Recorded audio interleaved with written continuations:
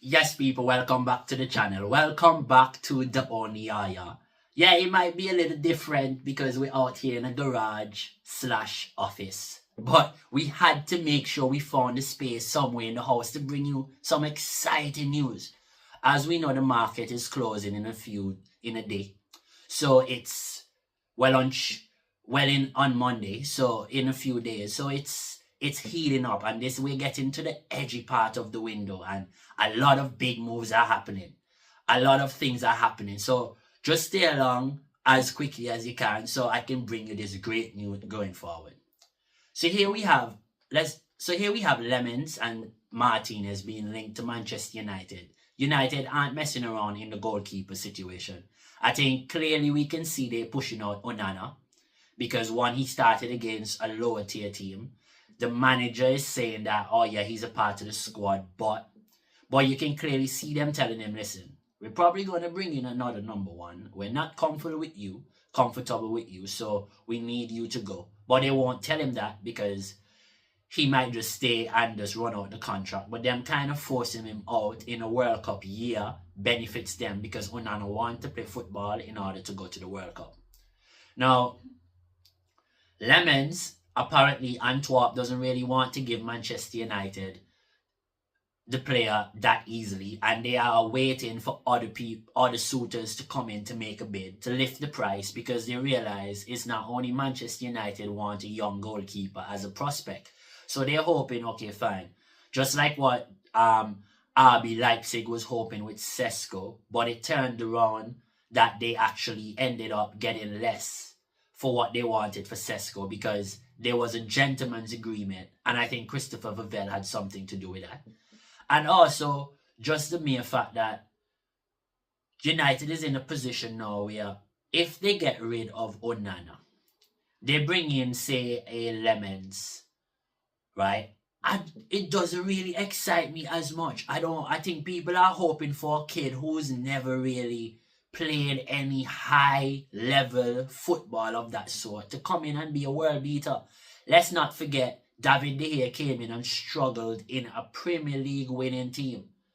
So we can't expect a lot of these goalkeepers to have such great moments as soon as they come into the League One and as soon as they come into a team that is not winning either. And especially putting a 23-year-old goalkeeper into a toxic environment like this. Imagine what they're going to say about this kid.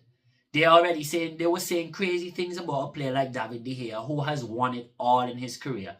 Imagine what they would say about this 20-year-old kid that's coming to Manchester United. Now, I shouldn't reference a 23-year-old as a kid.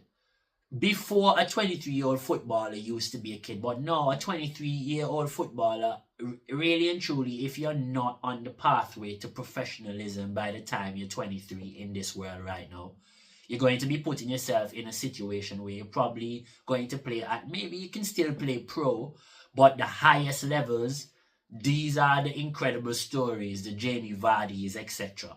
A lot of these players we see playing high professional level right now, a lot of them started from the youth level, and even if they got opportunities from, say, they're coming from different countries, right, like a Estavo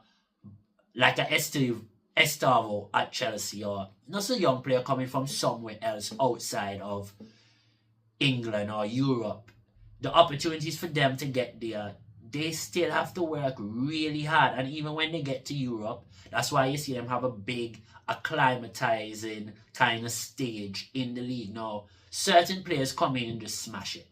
Certain players can come in and create an environment and be in an environment that they can actually help the team to be better, coming from an environment where they themselves, that opportunity is the best thing to happen to them. So there's a lot of ways in which that could benefit Manchester United if they got that young goalkeeper. But I'm just saying, there are other ways in which I don't think this will benefit them. Now, they're also linked to another goalkeeper in Emi Martínez. Now, this one makes sense to me because he has Premier League experience. He's older, but you're bringing in a number one for a number one. I understand if they were getting rid of Altay Bayern there, okay, and then they brought in Lemons, and then now they say, okay, Onana, you and Lemons compete. You have a young goalkeeper, you have an old goalkeeper. But then I also see the benefits of them having a Lemons and an Altai and make them compete with each other. Because at the end of the day, if they're the future of Manchester United, that means that they can also compete and help each other grow. They're both young goalkeepers, because a lot of people don't know Altai is also a very young goalkeeper. So it's not, and especially for a goalkeeper, unless you're 30, that is when we say, okay, you're probably just starting to hit your peak as a goalkeeper, because these guys play on to 36, 37. So it's nothing new that even if Martinez comes to Manchester United right now, he could be the number one for the next 3-4 years. So when Martinez, also that move for Martinez worries me just because of probably the footwork. But you can see that Manchester United is trying to build up less and less with their goalkeeper. Use him a bit more just to be a part of the build-up, yes, but they want a shot stopper. They want someone strong, big in the box, because they play this expansive type of one-on-one football where now teams are always going to get chances against United, at least one or two at that level, and really good chances because we play in the one-on-one. So at any time, somebody can gain the upper hand over one of our players, no matter what. Even if they're more physical than them, even if our players are better than them, it doesn't matter. At the end of the day, a footballer can get the upper hand of another professional footballer. It's just they're professionals for a reason, right? So in other news now with Manchester United, Garnacho has left the club. I know that's old news, but Manchester United fans are actually so happy to see his proper announcement. And now we see other players like Anthony Steve still being linked out the club. But for me, the biggest news of the morning, I think, is the link of Nicolas Jackson to Bayern Munich and what happened yesterday to him. That's also so crazy. He was actually on his way out the van at Bayern Munich, and then the lap gets injured, so he gets summoned back to Chelsea. Now, this is one of the key reasons and one of the cons in which the long contracts at Chelsea can affect you. Because Nicolas Jackson has so many years left on his contract. These long contracts, yet these players probably feel like they have some security in a way. They're playing for Chelsea's football club. They're on a 7-year contract. So in their mind, they're like, wow, I'm at Chelsea for 7 years. Even if I'm here for 3-4 years, I still have a really good contract. But that's not how it works, guys. Because if the club controls your career, like an Isaac, right? All these guys go signing these big contracts, and then they don't realize, like, contracts go by years. A football season go by months. So the fact that they're contracted to the club for 3-4 extra years, their contract, it's ridiculous for a lot of these players. And a lot of them also, I don't understand why he would sign a 7-year contract at a club where he wasn't promised to be the number one. So, and even if a club promises you to be a number one, 7-year contract, and it's not only 7 years, but a 7-year with an option for a further 1-year extension. And the clubs usually have the power to extend your contract, which is what's happening with the freedom fighter like Jadon Sancho.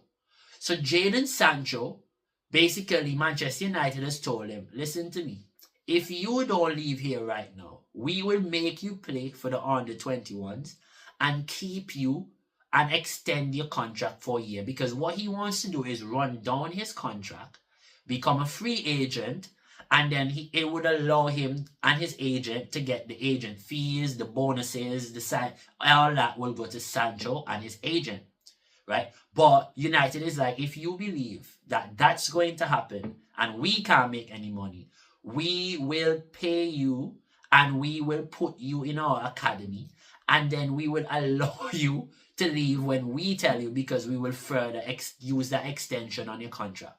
So the extension on your contract actually gives you an opportunity, the clubs more of an opportunity than it actually benefits the player.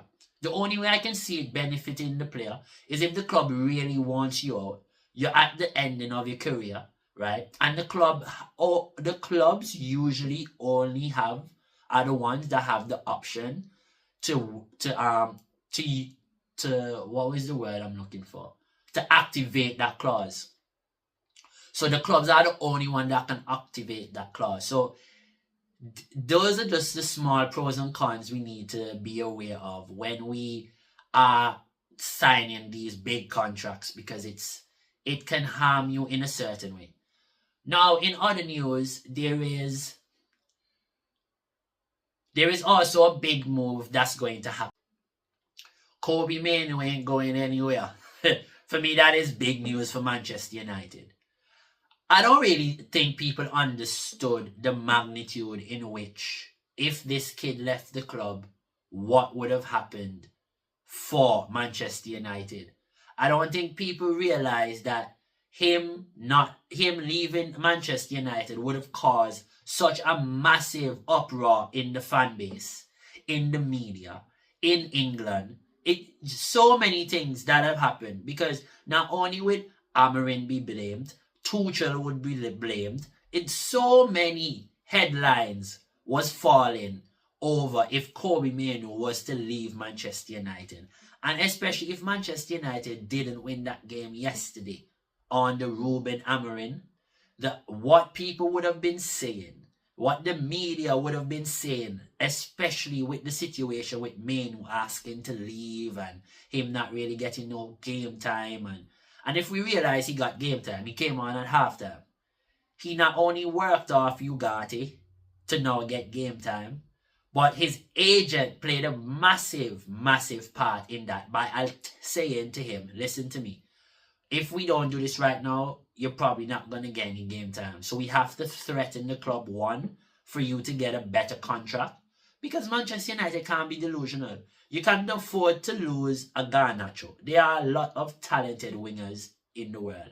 And it's not like Garnacho is this world beater. He's a really good winger, and he is going to score a lot of goals, and he is going to do well at Chelsea. And I hope he does well at Chelsea, because we do not wish for any player to be unsuccessful on this page. This channel, this community, yes, it might be rival fans and banter and whatever, but when it comes to reality, we want every football player on this channel to make it in life. We want everyone here to have a good career. We want everyone here to be successful. So this is why I think Kobbie Mainoo has a really good opportunity to continue to work himself in Manchester United, fight people off at the club, fight for his spot, in which, because once he fight that quality of players off of their mantles or their positions, him walking into an England camp having to work off a Declan Rice, a Jude Bellingham, a Curtis Jones, it's not foreign to him. It won't be weird to him. He won't sulk himself in a environment and bow his head and feel overshadowed that he has to fight high quality players off for a spot, because now he's in a period of his life where he has to do it. But yes, people, it's been your boy Yaya bringing you the daily news of the day. I know it's a bit different, and I know it's a bit different, and I know it might just be a different change, but we had to bring you this great news going forward. So yes, don't forget to like, share, and subscribe to the page. Keep hitting the bell for notifications so we can continue bringing you great content going forward. Have a good time. Take care. And ciao, my people.